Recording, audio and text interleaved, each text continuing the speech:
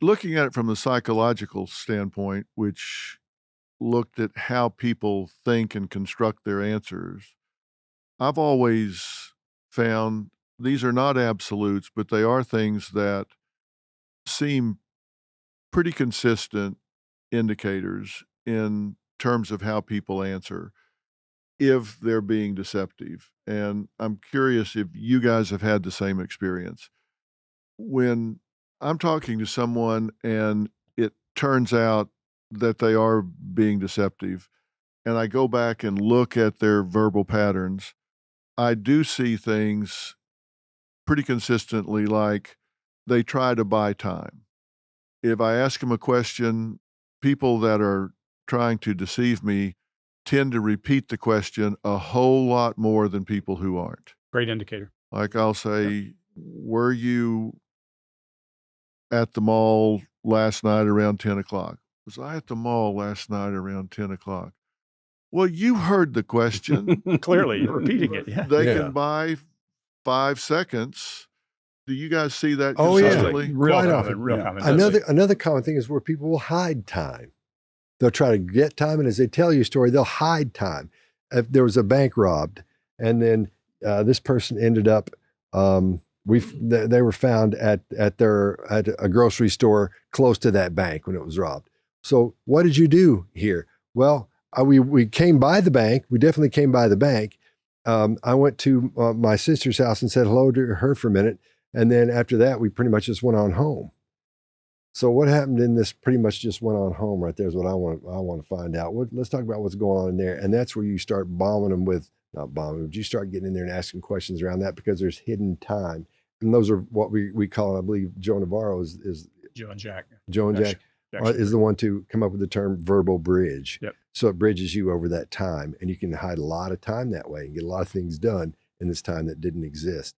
There are sometimes when a person only repeats part of the question, and I think that's sometimes honest and it's for clarification. So like if you said, "What were you at the mall at 10 o'clock last night?" And I said, 10 o'clock? No. So that's kind of, I think partial repetition is more likely to be honest behavior. And the more of the question that gets repeated, I think the more likely it is to be deceptive. How about answering really fast, really quickly? Yep. So on the show that we just did with you, we had a guy who was asked a question, do you forgive her? And very quickly he said, yes. And that, for me, that rings an alarm bell because you've already prepared that. You didn't have any time to think about that. I mean, forgiveness is a very complex emotion, isn't it?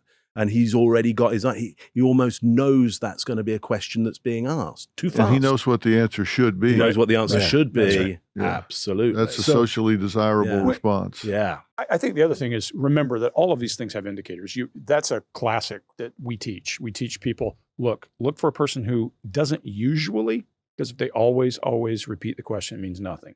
But if they only do it around hot topics, it means something. To Scott's point, we're talking about verbal bridging. They're word patterns people use, and then after that. And so you can learn these things. To Scott's point of hiding time is look for places there's an anomaly in the flow. That's what you're looking for, a change in the flow, and you'll find it. Yeah. I also find with great consistency people that over-explain irrelevant details. Too much Like information. if I'm asking them about what happened at 10 o'clock at the mall, and they spend 15 minutes telling me what shoes they picked. Yeah. I have a term for that, and I call it chaff and redirect. C-130 flying, and there's a missile coming. They dump all this garbage out of the back, flares and stuff, so the missile will go. What they're trying to do is puke information and give you something to pick up. And if you ask, "Oh, really? I love those shoes," you forgot to keep going down the path. Yeah. It's like throwing out a shiny object. But it's like it'll distract you. Your eyes will go to it, and now they've got you off on something really else. common. And even as an interrogator, it feels satiating. Yeah, sometimes because it feels like I'm getting a lot I of might get something. information. That's a good thing. I've been there. Double click on that. I think another pretty close to absolute are convincing statements. Yes. I don't know what y'all call them. Resume. Yeah, resume resume. statements. Yeah. I love those. Did you steal the money? I mean, I'm an Why would I upstanding steal member money? of this I'm a deacon community. at the church. Yeah. Anytime I flew in somewhere to do business with somebody and they picked me up at the airport and on the way in, they said, I'm a deacon at turn the car around. Get the cuffs. Get the Take cuffs. me back. And it's not because they're a deacon. It's because that's the first thing. It's the thing they're That's telling the you off first- the yeah. top of the. Well, it's holy ground, right? Holy ground as well as resume statements. When people go, I'm a religious person. It's the same mindset, but they take Yeah. holy ground as God is my witness. Those Yeah. kinds of things are I swear to great God. indicators. Who came I out swear of, to God. Who came out of the gate with that with us? Oh yeah. Don Wells. Yeah. Yeah, I swear to God. Next thing out of their mouth's a lie. I don't give a shit who they are. I'm always like, okay, write this one down. Yeah. One Yeah. that we love is Prince Andrew, when he would say, well, in the Royal Navy. Yeah. Oh yeah. And so he's already set up that anything that he says after that should be given status, should be approved of, because he's put it in that framework of, the great Royal Navy and the Queen. And therefore we should all go, oh, that's fine then. That's okay.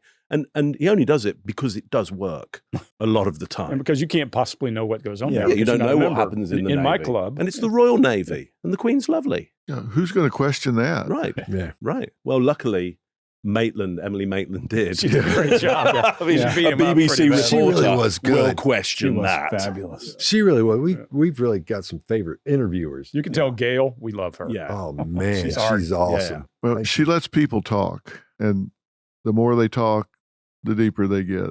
We talk a lot. When she's talking to R. Kelly, it makes the hair on my arm Oh, yeah. stand up. That Oh, was yeah. the We love coolest thing I've ever seen. That's the most badass thing I've seen. Where he gets up and starts coming over there real tall at her, and she just keeps Doesn't talking. Oh, to That's her. cool. She says, Doesn't just- now, Robert. I love Yeah. that. Yeah. He has no idea how much he did not want her to stand up. Oh, really? I'm So let me sure. tell you. one of those, Sure. Yeah, he did Tear them not apart. want to tie into She that. shifts her leg back, ready to do it as Oh, well. yeah. Yeah, we were Her watching leg that. goes back. Like, she's going to stand. She's going to stand. It's about to get ugly in here. He was Yeah, like, But yeah, she that was is the one of coolest my thing I've ever dearest seen. friends, and he did not want to get sideways with Oh, her. We love her. Just tell her. I will tell Yeah. her. She is great, Yeah. and she's good people. I'll give you a nonverbal one. All right. Instead of like a chronology or one Yeah. of those would be great. But the blink rate, which we talk about a lot on the panel, I'm kind of obsessed with it because we make eye contact all the time. So it's unconscious, it's reliable, and we're already looking in that direction when we're talking to somebody. So the average blink rate in a conversation is around 12 to 15, give or take. And that's kind of just a normal conversation. And the higher blink rate goes, so someone's blinking more often. So it's speeding up. So per minute, we go from about 15. The higher we go up, the more stressed a person is in a conversation. And I've seen blink rates in excess of 100 on the behavior panel, where their blink rate's pretty normal. And right as one little topic comes up, it goes from like a 20 blink rate to like 95, 100.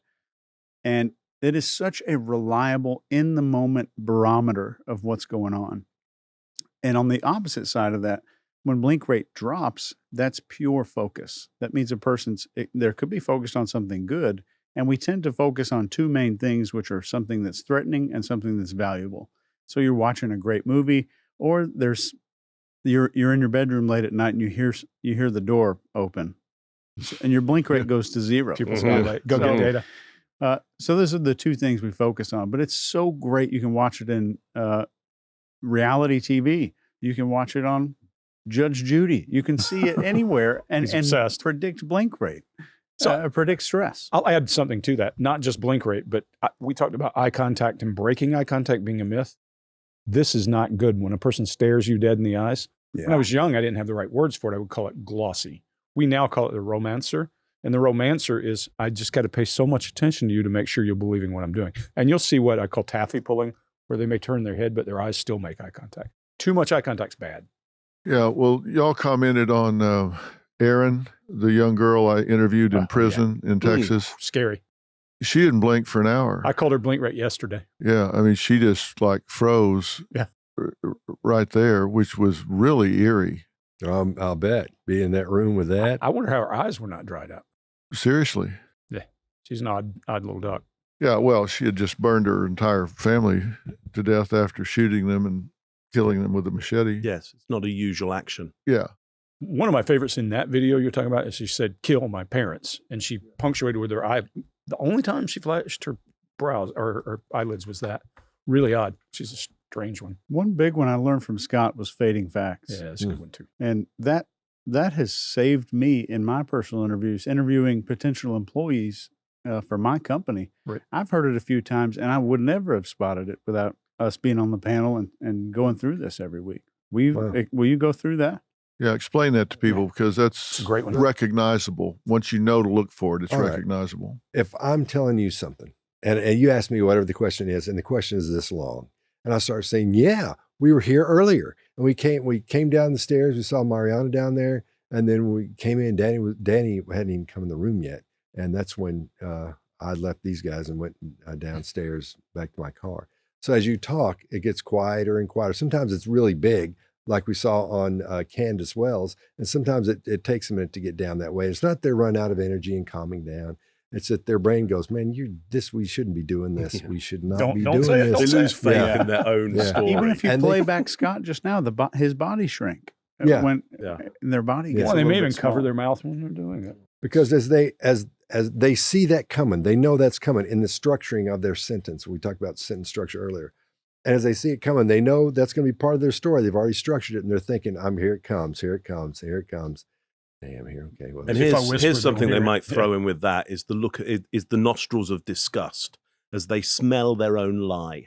They're even devious. disgusted. So that's when the nostrils flare out, Yeah. the nose kind of wrinkles up, and it can be super quick, Yeah. but you'll see it. They'll do fading facts, and then there's a little disgust, like, oh, my lie's so bad. It's Yeah. so smelly. Yeah. Well, and I like the one I always call request for approval is raise your brow when you're asking questions. And then as soon as you believe them, that brow just drops.